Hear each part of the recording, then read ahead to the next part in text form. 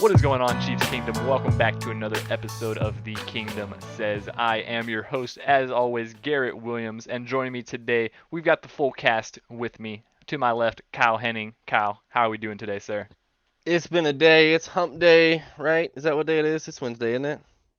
Yeah. Tuesday, Wednesday, It is something? Wednesday. No, Yep. it's Wednesday. Jesus. See how this week's been?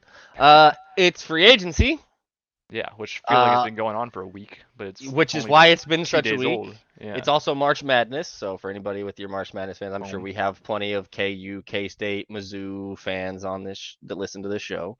Good luck, respectively, to all of you folks. I have zero rooting interest for any of you guys, so I will root for all of you. Well, most of you equally, one of you a little less, just because most of you guys are annoying. Go But USC. I don't know if they're in it or not. yeah, Go they're playing USC. Michigan State. That'll be fun. Yeah. But other than that, ready to go, ready to talk about all this craziness. Mostly departures. A lot of departures. Kind of what we talked about with the Super Bowl tax. Huh, We weird. have. Also, back in action, Arrowhead Tom, of course. Tom, how He's- are we doing tonight, sir? He's alive. I'm back. I've had one heck of a week. Don't do drugs, kids. Also, No, he hasn't been doing drugs. Don't. yeah. Just to clarify, literally, I've been trying to convince kids not to do drugs. Thank you. For But at least also Jesus. learned, welcome back to the Kingdom Says podcast. Also, the nation's #1 chiropractor conspiracy theory podcast with your host Garrett Williams. Yeah. You get you your own spinoff. We'll have shorts on that, I'm sure, at some I'm just point. trying to spread I awareness. am. I'm just trying to spread Listen, awareness. if I'm on your guys' side. If you're not following us on Twitter and missing our tweets about the hashtag pre-show, you are missing out. Always a good time. Usually longer than the Yes. episodes you guys hear, to be honest. Some of the things that are said. That's why it's a pre-show. We can't put them on here. But for a small sum of money, I might give you access to the pre-shows. I do accept bribes. But anyways, I'm doing great. I'm happy to be here. Excited to be here. We've got some pretty big news. I know I didn't get to talk about Jawaan Taylor earlier. No, I'm week. going to bribe you. Please talk about So- Jawaan Taylor, because that's where you need to start, since we already Is that talked where we're about going to him. start? Perfect. Yeah, so we I already talked about him. You haven't yet. I loved think it, and I regained my crown as being able to predict who Brett Veach is going to acquire at left tackle, as I had texted you boys about a week before the move. And I said, what if I told you there was a 25-year-old tackle with over 1,000 snaps in 4 consecutive seasons? And Garrett said, we don't want a project like that. Well, turns out the Chiefs do. Yeah. I did say I don't want more right tackle to left tackle converts, but Yeah. Jawaan's a little bit different. Yeah. A little bit different. This is a very different beast. I went back and tried to scrounge up my notes, and I couldn't find the exact ones on Taylor. I went all the way back to my writing days for another Chiefs content website that I won't name drop because I don't want to get in trouble. But not with these guys, with them. But Yeah, it ain't us. I don't care. We name. Have you listened to this show? We name drop. yeah, we name drop everybody. So, Everybody gets named but yeah, right. no, I remember Jawaan Taylor because I was in class with Andre Dillard and Jonah Williams and some other guys who had short arms, and so Jawaan Taylor is for some people. I just went back to look at just as a draft prospect, right? For a lot of guys, he was almost everywhere. He was a consensus top 3 tackle, and there was a lot of speculation that he could move to the left side and all that. And then you watch him play in Jacksonville, and I'm a little surprised that he's played the way he has, because I really thought he was going to be a guy who's more of like your traditional right tackle, where you are a better run blocker than pass blocker. That's not the case. He is really grown as a pass blocker.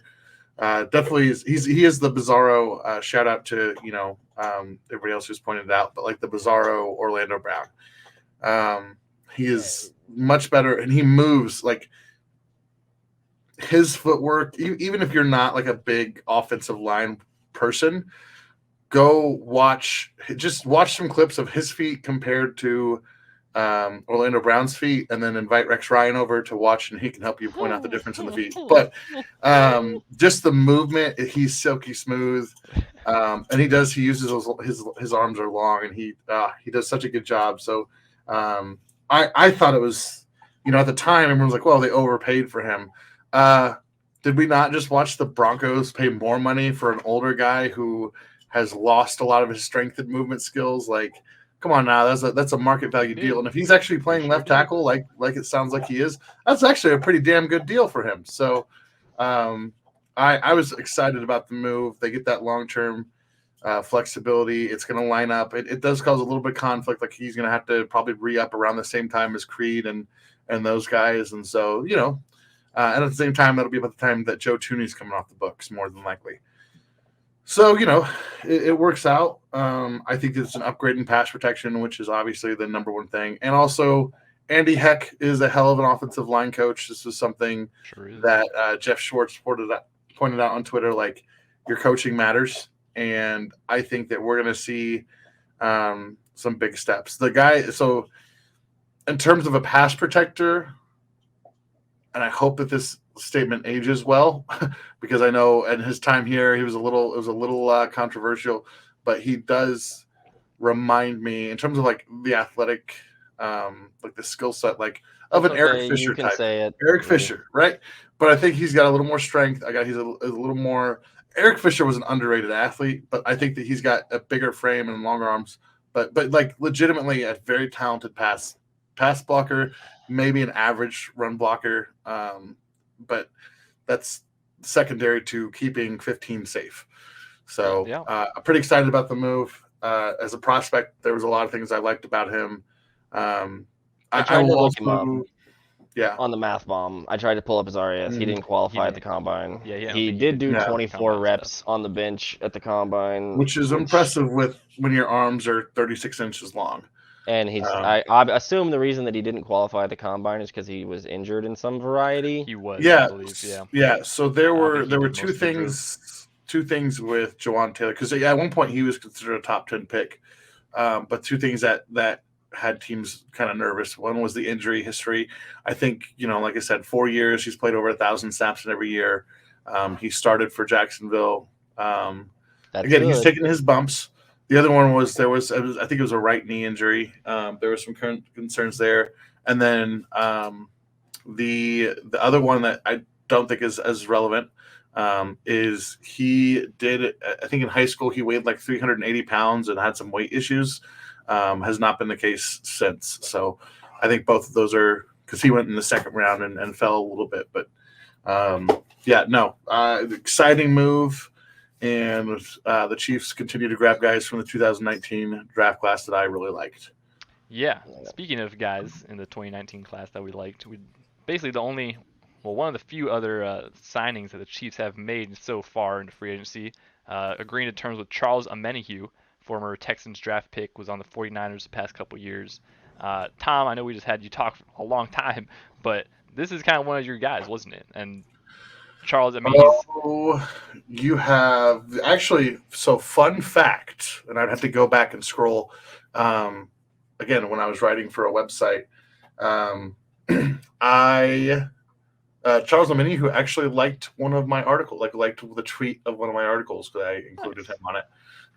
I've been a big fan of Omenihu.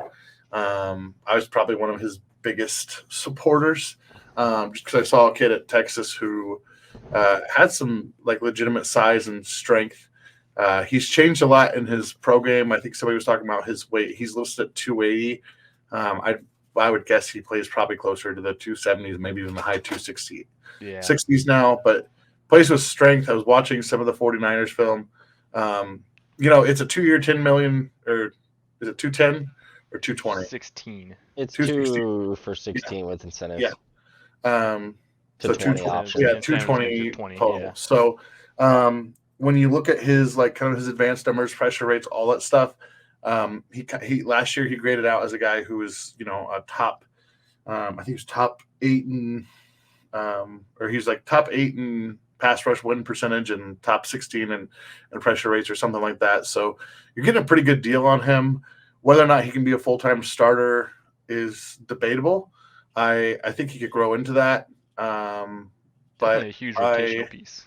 If he's your third defensive end, you're in pretty good shape. So he's got a lot of that inside-out versatility as well. Kind of almost as similar to like a Turk Wharton, where you can play him both inside and out. But he has a lot more of a pass rush plan. I think he's a pretty good pass rusher. He is way more developed than Turk is at the moment. Yeah.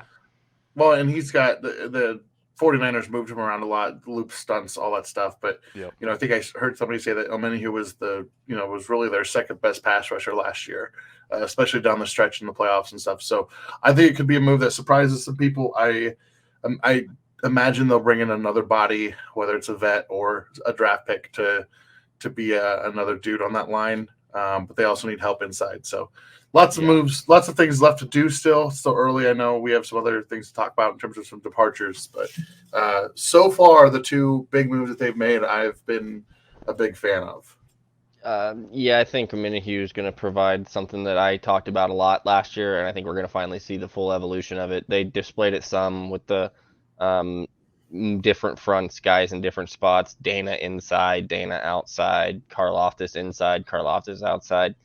This is going to be the full edition of this NASCAR defense that I've been talking about. They're small. They're getting guys that are all kind of similar in size and strengths and shape and what they do, and they all have a little bit of one thing that they do a little bit better than the other one, but they're all pretty much real solid players with some above average traits and areas. And they can move them inside and out because, as Tom just mentioned, Omenihu rushes from inside and out, and they looped him and ran him with stunts, and he's used to playing next to guys that are elite players like Nick Bosa. Chris Jones is on this roster. He's going to fit in just fine. This is going to be the evolution of this defense that I've been personally waiting for. I think this is when Spags is at his most lethal and most fun as a defensive coordinator. And this is what he's gearing up for. And Joe Cullen as his D-line coach is a perfect setup to work with him to really put this into motion, to let this D-line evolve into what I think Spags has had in his head since he took over, and the metamorphosis that Brett has taken this defense through over the last 3 or 4 years is something to watch. And we're finally getting to the point where we're going to get to see the whole picture of it. Yeah, it's definitely a very low-key underrated signing. I think it's going to be a pretty good move. I think come season we'll see some good juice coming from him. But yeah, pretty much outside of those two, Jody Fortson was the only other guy who basically the Chiefs made a roster move on. They tendered him with the EFRA tag. I don't know exactly It's what that the stands for. exclusive rights free agent tender. That's They're what it is, I think they're the only team that can negotiate with him. He's not going anywhere. No worries. No, yeah. So that's good to see Jody back coming up. And he already basically said, and I think with the ERFA stuff, it's basically just a done deal. It's a matter of just putting a number on it and signing the paperwork and moving on. I think those rights are exclusive to them. So good to see Jody coming back after missing a year to injury, and he came back and had a pretty decent showing this year. So outside of that, though, the only other roster move the Chiefs have made that was announced today was Patrick Mahomes restructuring. Well, the Chiefs restructuring Patrick Mahomes' contract. We've talked about Mahomes' contract plenty of times on this podcast, but one of those things that Chiefs basically can rework it, restructure it, and free up cap space whenever they want to. And to whatever number they want to, as far as how much money is available for that year. Exactly, yeah. So they converted $12 million of his roster bonus into a signing bonus, which created $9.6 million in cap space. So that just gives the Chiefs a little more operating room. We didn't see them use it last year, so you get like a little more off of it this year. And they didn't use all of it this year either, for what it's worth. There was more available to use this year if they wanted to. Oh, boys, this is when they're going to start. This is when Chiefs free agency starts, and it's not always indicator. And it's not always outside of house that it's going to start. And usually with the Chiefs, if I'm paying attention to free agency and I'm a Chiefs fan going forward, what they do in regards to Patrick's contract and when they do it is when I'm going to start paying attention to exactly what they're doing in free agency. Yeah. Most of the time in the coming years, when we're having cap space conversations, there's going to be 2 or 3 contracts, just like this year there was. We knew about Frank. We knew that was probably leaving. And we knew that there was some expiring deals that were probably not getting re-signed, a franchise tag, potentially. Those were a couple of contracts we knew were probably coming off the books. The only other money we can count on potentially being available in cap space is the Mahomes restructure that's automatic if they so choose to use it. If they can get any of the other big deals they've signed recently that are in the time frame to restructure, Those would take place before Mahomes' restructure, most likely. And the only other way to generate money is extend guys. Yes, which we might be seeing a couple The extensions usually coming. will happen after Mahomes' restructure.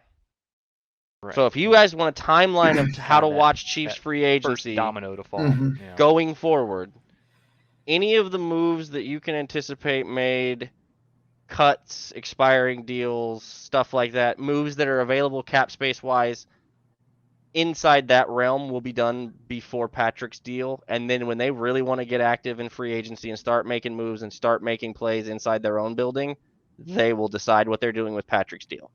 And from there, we go. So we just talked about the additions and how they've only done a couple things and this and that. And we're going to talk a whole lot here in a minute about what we've lost already. A lot of pieces lost. This is when you guys want to pay attention to free agency. For me, Yeah. anyway. I don't know if I'm alone on this for you guys, but that's how I would do it if I'm a Chiefs fan. Well, and like I said, we're going to talk about the losses, but you just think that they are going to make some moves to retool. You know, and Kyle, you made this point, and I agree with it. It's something that, you know, Brett Veach isn't going to be. Nobody puts Brett Veach in a corner. He's not going to go into the draft with, you know, gaping holes that make him, you know, adjust his board. He wants to be able to take the best players that fall to him or that fall into range. You know, he's talked about kind of the pockets of players and those different values there. If there's a top tier edge guy, that's great. If there's not, he doesn't have to, you know, jump up, you know, highly in the draft to grab the last guy in that first pocket. So, you know, I think that's important to consider. There's going to be some more moves. It is intriguing to watch because the Mahomes restructure, in theory, doesn't clear up a whole lot of cap to do a lot of things, but we've also seen them do, you know, some contracts that have really small front end, like year one values. So, you know, again, there's, so certainly more moves on the way. They'll probably make a giant move right after we stop recording the podcast. You know, trade or, you know, DeAndre while we're Hopkins doing it and don't get to see it. Yeah, that'd be great. So the last 5 minutes. Oh, right now. Yeah, no, we'll stop refreshing Twitter all the time, but yep. I think it is kind of weird. Twitter while we're recording, Garrett. What are you doing? I have 3 screens, boys. All right, I'm triple tasking. Okay, not to flex or anything, but I think it is kind of podcast recording, Twitter, and statistics on chiropractor related deaths. Just another. Exactly, actually, that's all right here. I will say about the Mahomes contract restructure, it is kind of, it almost feels like a specific number. You know, we talked, they didn't use all of what they could have. They freed up a very specific number for what they think they need for any certain X, Y, or Z move. They don't think anymore once they make his move. That's the other thing I would say. Yeah, well, that's the thing. They got that number, I think, because that's what they needed for the next couple moves. So I'm guessing there's, like we said, there's going to be some more on the horizon. Probably some in-house stuff, probably some big out-of-house stuff.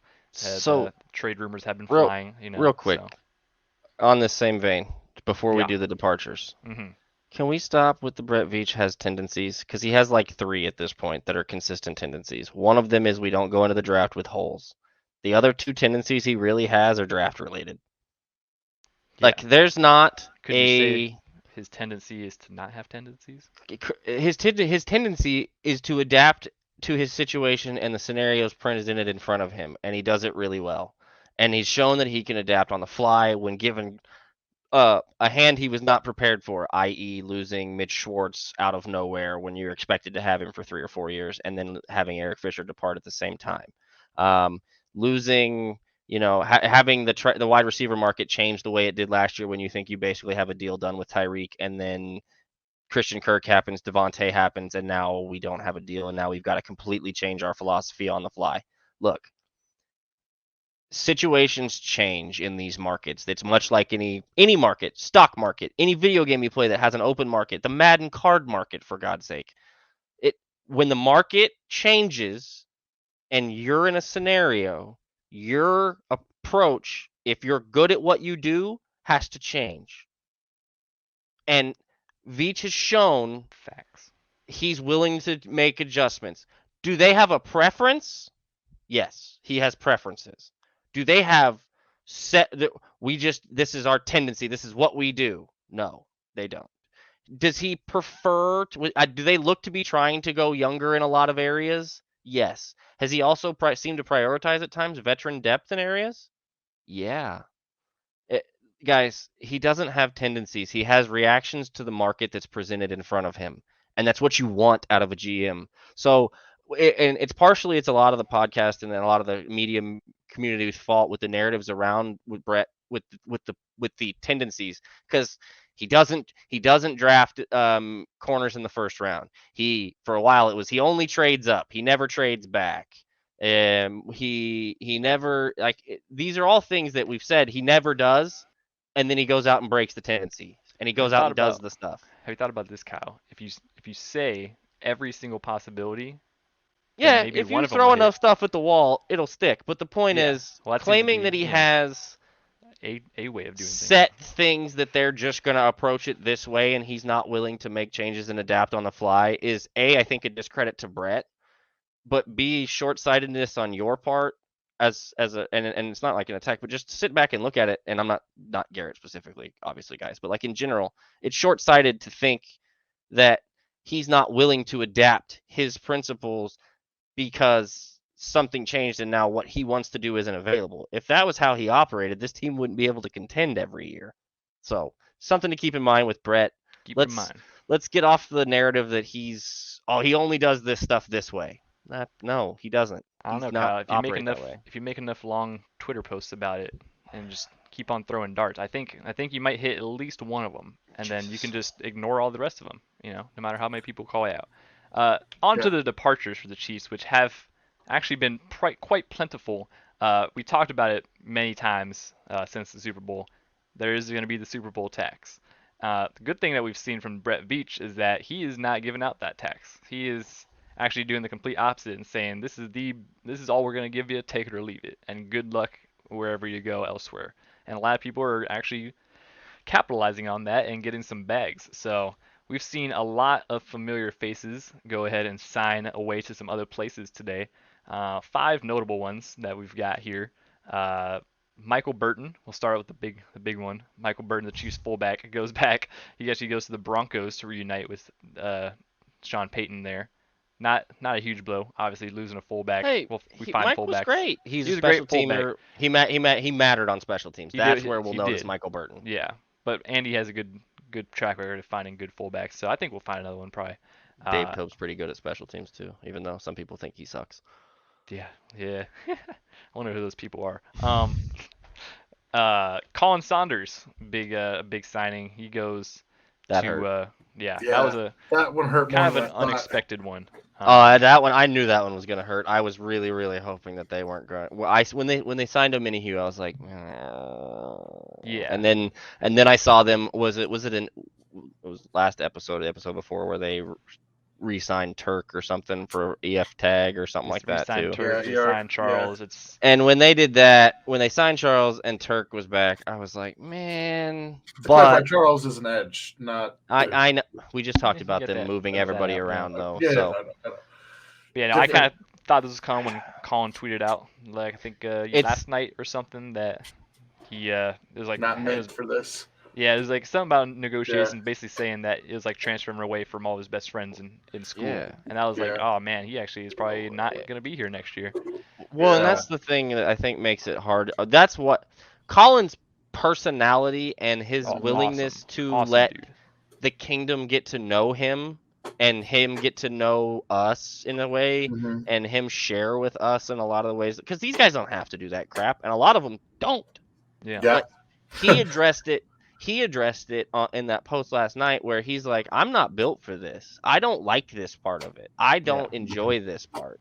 I built family bonds, lifetime relationships. And if you haven't read his letter to, like, the graphic one that he put out, it's really well done. It's really nice. That one's really good.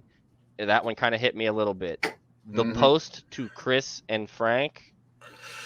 Whew. Yep. Yeah, no, those boys.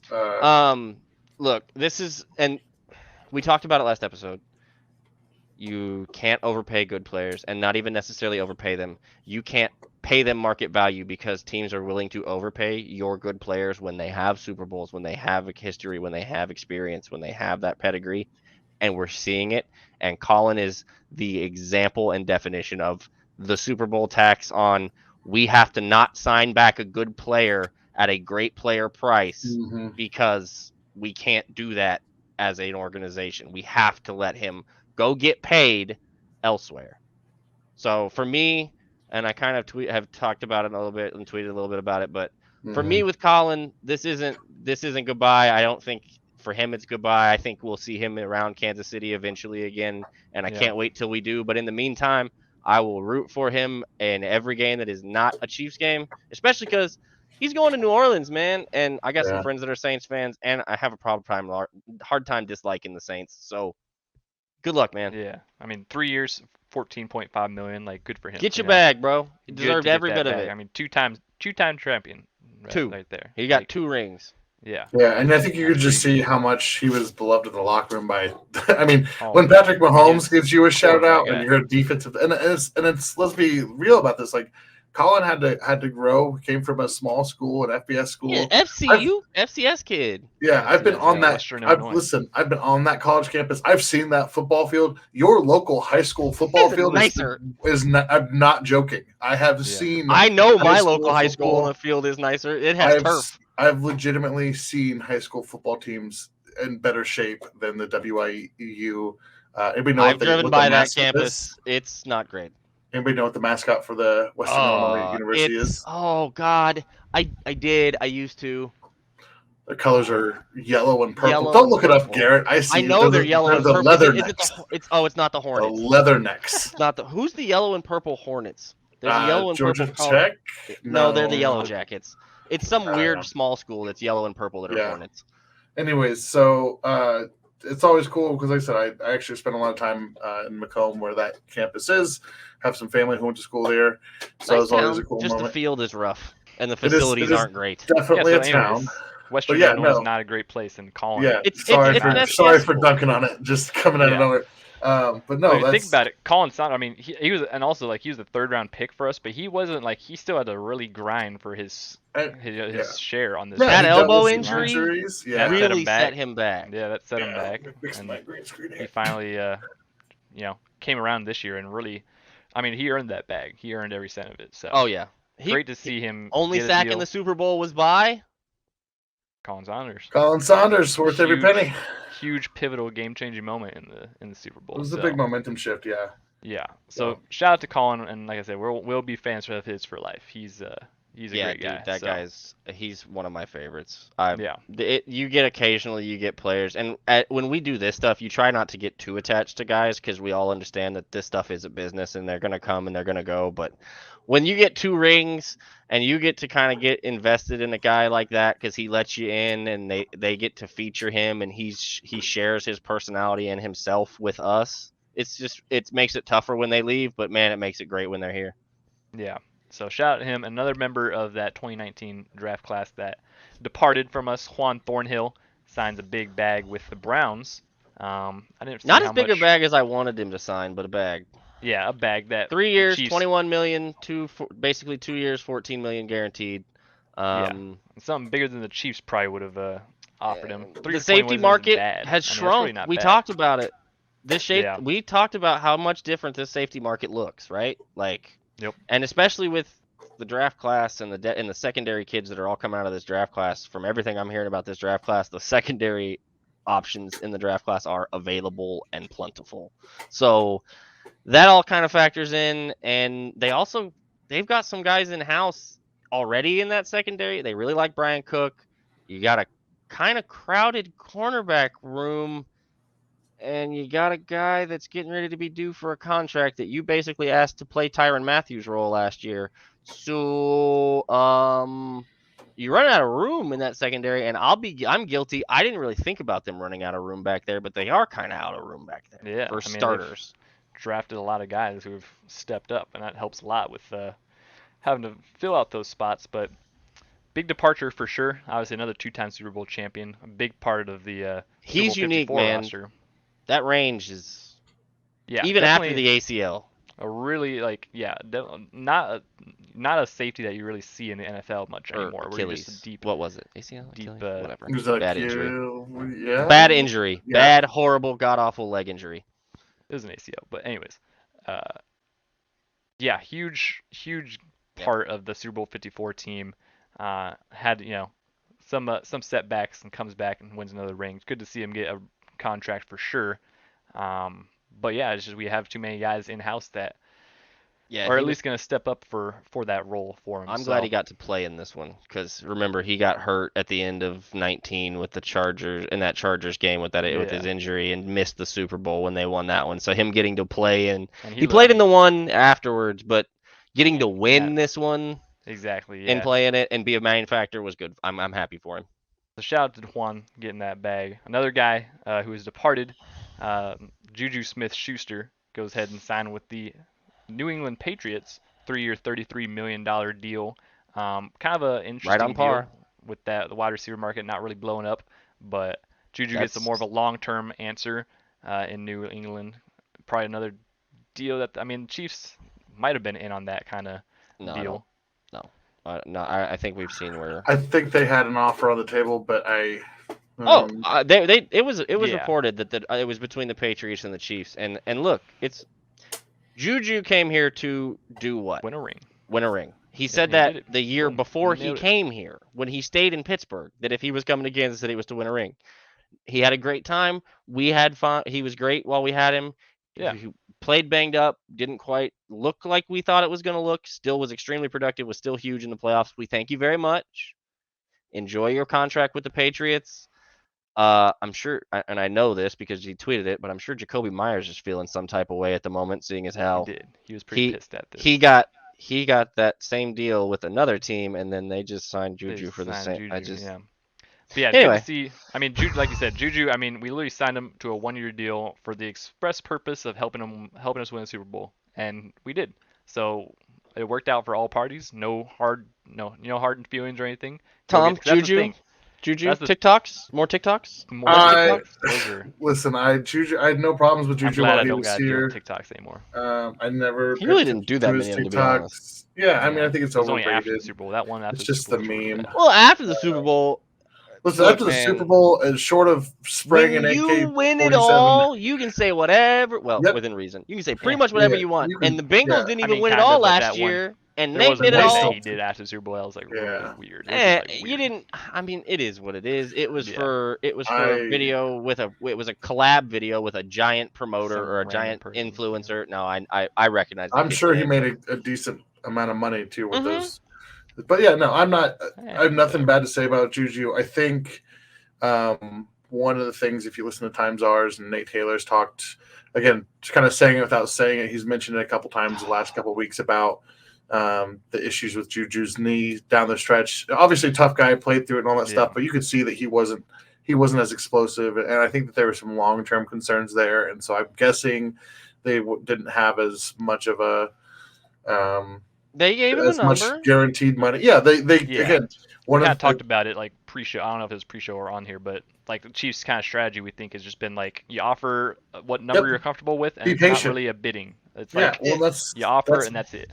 Well, I think the lesson that Brett Veach learned, not just in his own experiences, but from his predecessor, Glenn Dorsey or not Glenn. Glenn Dorsey. Glenn Dorsey.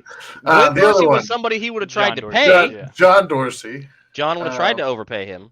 Who ended up, we talked about this before, like Brett doesn't want to be held hostage by players. And that's not even in a hostile sense. It's just you don't want to end up overpaying having for guys. Control of your roster. You don't want to be held to hostage contracts, not held hostage by players.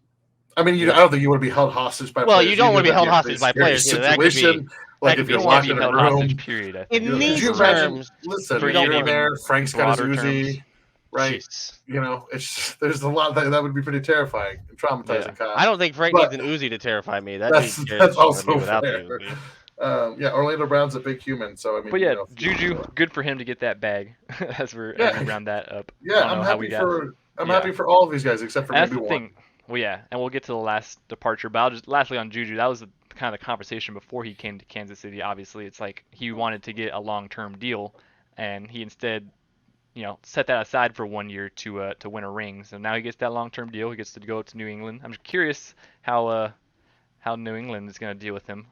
It's going to be interesting for sure. So shout out to all those guys. Last big name departure that has finally signed somewhere else. Orlando Brown Jr. is officially a Cincinnati Bengal, signing with the Bengals today. For what was the number? It's 4 for 64.2 something or Yeah, 0.0 something. It's the largest signing bonus for an offensive lineman in NFL history. 31 million signing bonus. The agent, shout out to his agent for getting that in the tweet. But yeah, All 4 right. for 64 million, 31 million signing bonus. Very front-loaded deal as reported by Tom Pelissero. It's a short deal. It's not a 4-year deal. It's a 2-year deal. It's Yeah, a so let's 2-year break- rental until they Let's have kind to of pay break this Joe down Burrow. because obviously we just we'll get into the full thing, but we just saw the Chiefs pay Jawaan Taylor 4 for 80, and last year we offered Orlando Brown, I believe, 6 for 139 or something like that. So let's kind of break this down. You guys are the contract experts here. Kyle, I think you have the numbers pulled up. Yeah. So, all right. The Chiefs and Orlando have had conversations previously, right? They've had a have. contract offer that came out that was last year. They put it together. It was a 6-year, $139 million deal, $31 million signing bonus, so identical. 38 million fully guaranteed, 52.5 million in injury guarantees, 95 million in the first 5 years, 44 million in year 6, 18.2 in the first 5, 23.16 on the overall deal. The deal he just signed is 31 million in signing bonus. It's 16.2 million APY. It's 4 years, 64 million, and further details were, I believe, updated and added to it to where he's getting the second year. The rest of the guaranteed money is basically only in the first 2 years. There is a 7 million or something left potentially in guaranteed money or dead money in the final 2 years of that deal. So, to put it in contrast with the Jawaan Taylor deal that we just got signed to, Orlando's deal again is 4 years, 64.092 million. The 092 is whatever. $31 million signing bonus. Jawaan Taylor's deal is 4 years, $80 million. So, just right there, same length, 16 million more. Just for perspective, that's them letting Orlando go somewhere else while he was in the building, and them signing the guy technically before Orlando was announced going somewhere else. Yep. But pretty much after they had finished, knowing the deal was not going to go anywhere with Orlando, they paid his replacement. Now they only paid him an $18.9 million signing bonus. But it's 40 million guaranteed at signing, 60 million total in guarantees, so a 3-year deal because it's 40 at signing and then another 20 is guaranteed on the league year of next year, like when the league year starts. I think it's like the 3rd or 5th day of the league year, some date, I think the 24th. That 20 million guarantees $60 million. So essentially, they went and got your replacement, paid him more than you, gave him more guaranteed than you, and a longer secured length deal. Basically the same length of security they were offering at you last year without the fluff in the last year and a half of the contract. So, yeah, and we call it fluff, but that's negotiating leverage, right? It's, oh, hey, we're in year 4 and 5. You still technically owe me this money. Are you going to move on from here, or do you want to restructure? It's Chris Jones's $28 million that's on the books this year if he plays on it. Which I wish that they would do something about. But we can talk about that in a minute. We will. So, here's the deal. His agent did a good job of spinning this, but y'all took an L. at the end of the day, because Bingo. you said last year we're going to turn down this mega deal, which would have been 23.16 APY average per year, right? And over 6 years, like that's a 95 lot over of 5. money. It would have been $95 million over 5 years. It's a ton of money that you left on the table, and great, you get a 2-year rental with Cincinnati, but that's going to be different. And I think anybody who respectfully, and you guys know better than anybody. I've been the biggest you Orlando banged the Brown drum to guy. bring the guy here. Yep, did. I've been, did. but I'm also I'm an Like honest when everybody person. told you were stupid and it wasn't going to happen, and they wouldn't. Oh, by the way, hey, that was something else Brett Veach wouldn't do, was trade for a tackle and spin the draft and trade a first round. Yeah. Anyway. Yeah. Anyways, but it worked out because you don't need first round draft picks that year when you can go out and draft Nick Bolton and Creed Humphrey. But Easy. Here's the deal. And Traceman. You lost, man. You bet on yourself and you lost, and you also, your agent has no idea what he's doing. Like, respectfully, he saved face by getting this deal with the Bengals, but it's literally a 2-year deal. They're throwing a ton of money at you to hope that maybe you can stand there for a half a second longer than whatever turnstile they have at left tackle right now. And if that happens, I mean, he's a great run blocker. He had room to grow as a pass blocker. He said on national TV, "Oh yeah, all those one-on-ones were a little harder at Kansas City." Yeah, man, that's what elite left tackles are asked to do, is to go one-on-one with the team's best pass blocker. That's why they make the money you were asking for. But I will say this just real quick on that note. And because you've been talking about the agent and respectfully not really fully knowing what he's doing, and then this leads into him going on NFL Live. I have no idea if that deal was basically completed or not before he went on that show.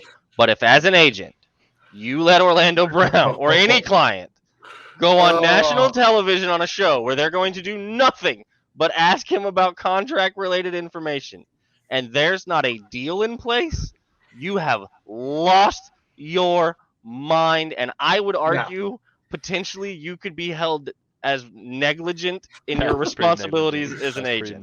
I'm not trying to be crazy and tell the guy he shouldn't have a job or whatnot, but like, I hope like hell that deal was done basically paperwork wise before he went on that show, because if not, you just gambled and got super lucky that somebody was still willing to write you a deal that even looks like that after he went on national television and basically said, "I need chip help.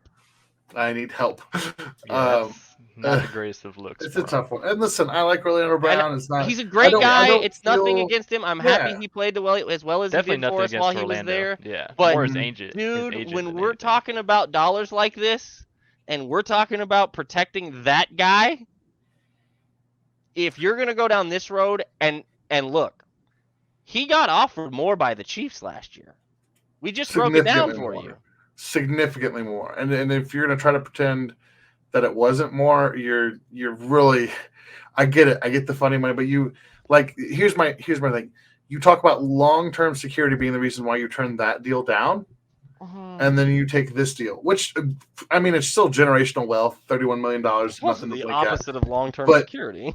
But you're looking at a deal that's total 64. I mean, it's almost half of. It's not even half. It's ridiculous, in terms of total value. And I said this earlier, a couple podcasts ago, after the combine, and it came down to, I think that the Chiefs were looking, that they did their homework. They said, "Hey, if we tag this guy, who would trade for him?" And they went, "We don't need a right tackle." Everybody pretty much said that, right? Yeah. And nobody was, because you're looking at getting a comp. So they knew. I think that they knew back at the combine, and then shortly after that, the news comes out. Hey, he's they're not going to tag him, and they're not going to go through that drama because they don't want to tie up the cap room. So they go out, they be aggressive, they grab Jawaan Taylor, who, and I'll say this here on the record. Save the date, save the clip if you want to make fun of me in a couple of years. If there's a Bengals fan listening to this and you want to talk crap, before you win any Super Bowls as a franchise, that's fine too. But I think Jawaan Taylor is going to be an infinitely better option at left tackle than what Orlando Brown was. Only based on the fact that Andy Reid and Andy Heck took a guy who was about as unideal as you can get for a left tackle kind of mold. made it work. And now you have a guy who has skill sets that are way more conducive to being a good pass protector on that blind side. And I think they're gonna do really well. He could also still play right tackle, and it would still be just a fine Yeah. contract for me with him. Yeah, you're not Definitely. overpaying. You're paying a market value. At worst case scenario, you're paying market value for a young ascending right tackle. Yeah. And at best case, you're getting a steal at left tackle. You are. Yeah. So Orlando but now with the Bengals. I will say, at least for all the for all the negatives that you can kind of say about the situation, the positives for Orlando, he at least gets to still play left tackle, because like we said, a lot of the league wasn't really viewing him as that, and that was something that's very important. We talked about it when we traded for him. That was something that was very important. And to we him. all get that, right? Yeah, we all get and it's very respectable. Like no hard feelings about that. So he gets to play left tackle still. He gets to play for a winning, a team that's at least in playoff contention every year in the Bengals. And now he blocks for the third potential MVP caliber quarterback in Joe Burrow. He's had a good run of QBs, huh? Yeah, Lamar Jackson, Patrick Mahomes, and now you got Joe Burrow back there. Not bad. I mean, not as far as the situation that he's entered in, not bad. Just the whole contract thing kind of puts a damper on it. Hey, and you know what? You know what he gets 3 times a year for the next 2 years at least, or next year at least, and potentially the year after, because I'm sure we'll see the Bengals every year until these two quarterbacks don't exist in the same universe. We are going to see him. So he's going to get at least 3 shots, probably every year for the next at least 2 years at the Ravens and the Chiefs, and that doesn't count the playoffs. So you want to take and you want to prove it. You want to prove it, Deals. He wanted to prove it last year. You want to prove it. The Ravens didn't want to pay you the big money and let you play left tackle.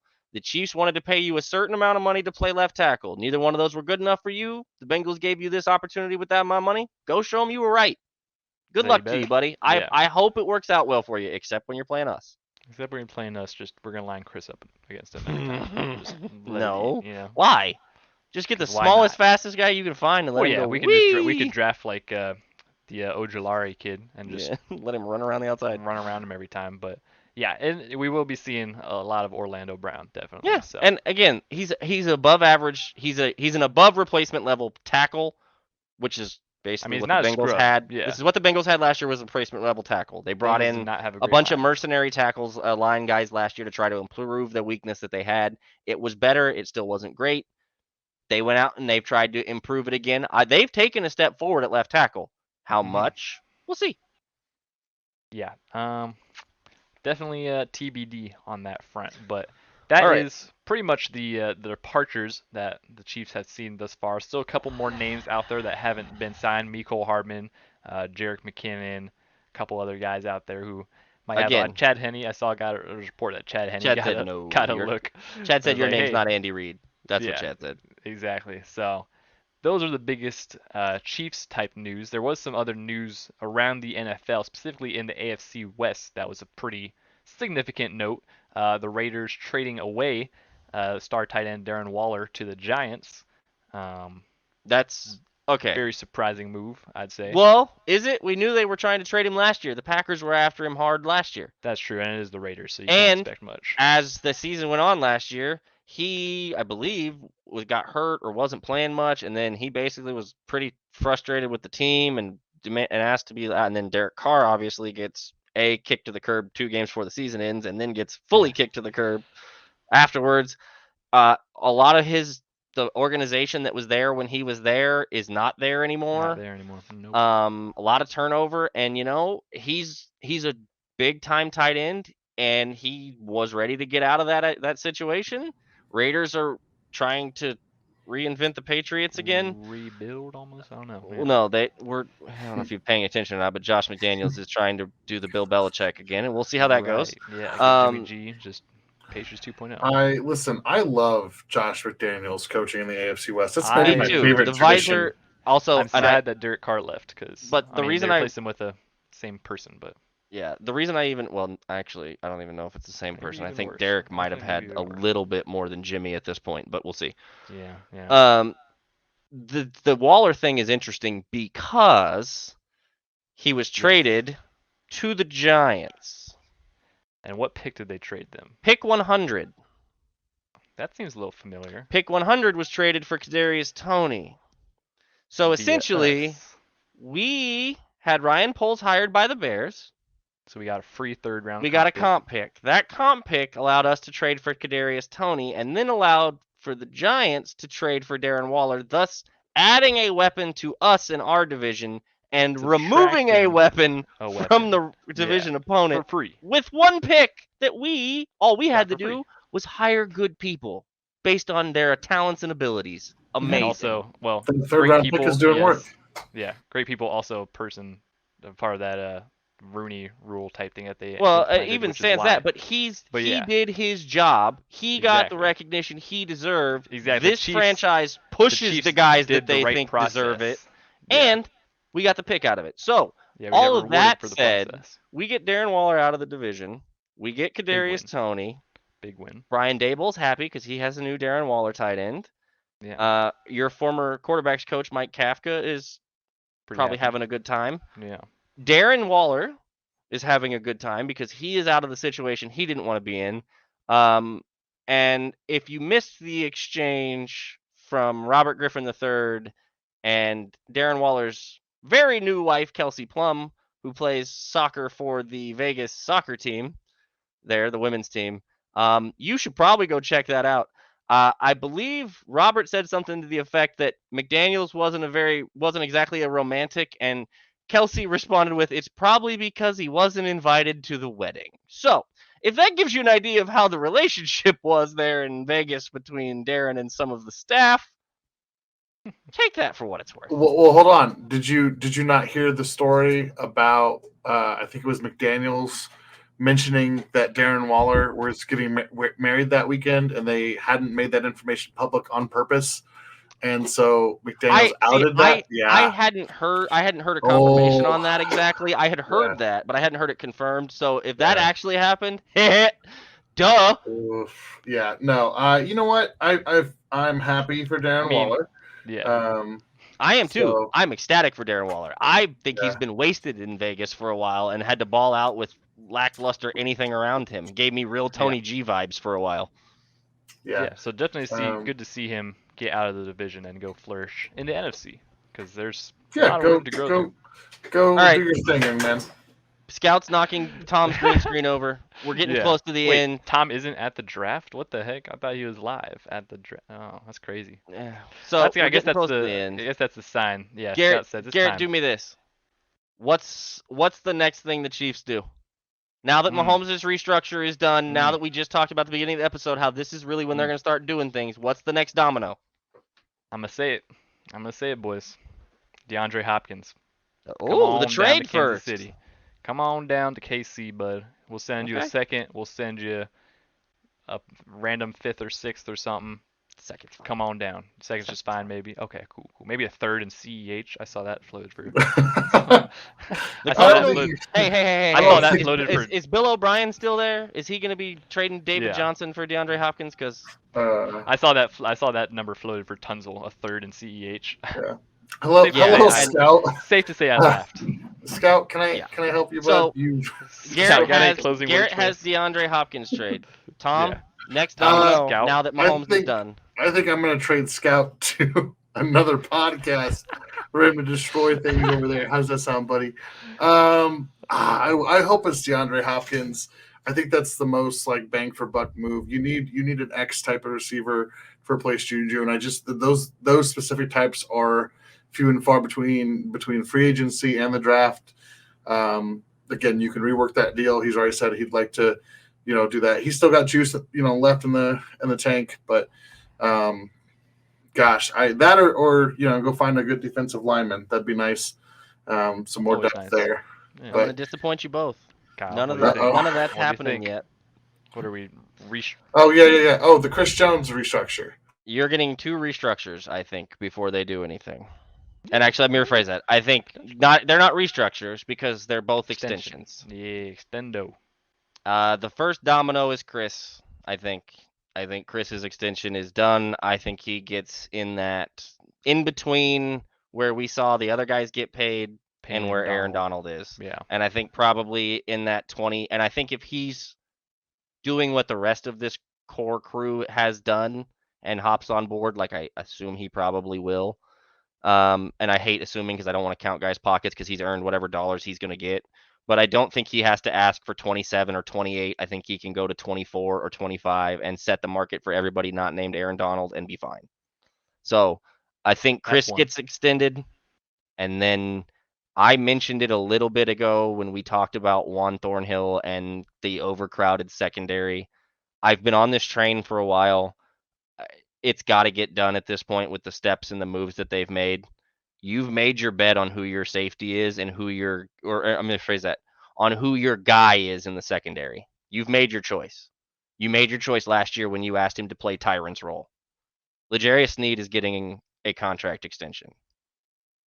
That's the next two things for me that are coming after. That's what Mahomes' deal is. Because this, like I said, Mahomes' deal, then you make your in-house movements and get your cap space and get your stuff where you want it, and then you finish adding what you want, either trade, free agency, draft. And as soon as they get the in-house stuff, because that's the other thing, you want to send the right signals to your players and to your guys in your house. Take care of your boys in their home first, and then go bring in extra stuff. Don't be signing a bunch of dudes that before you're going to sign your own guys and then be like, oh, we don't have cap space to take care of you. That rubs people wrong in a locker room.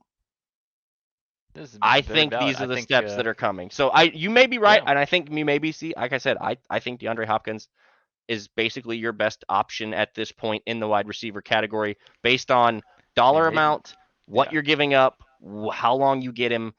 I didn't agree with that Talent, statement 2 caliber. weeks ago. The market has changed, guys. So It has. I mean, it the other options are Adam Thielen, or just with this is shout where out we're Adam at. Thielen. So and look, man, Adam Thielen is fine, but if I you're still would telling like me Adam you think Thielen. Adam Thielen I has would the love same Adam juice Thielen. DeAndre Hopkins does, I have oceanfront property in Not Idaho quite. for sale. Not quite. Hey, maybe one day, but not quite. So yeah, that basically wraps up today's episode.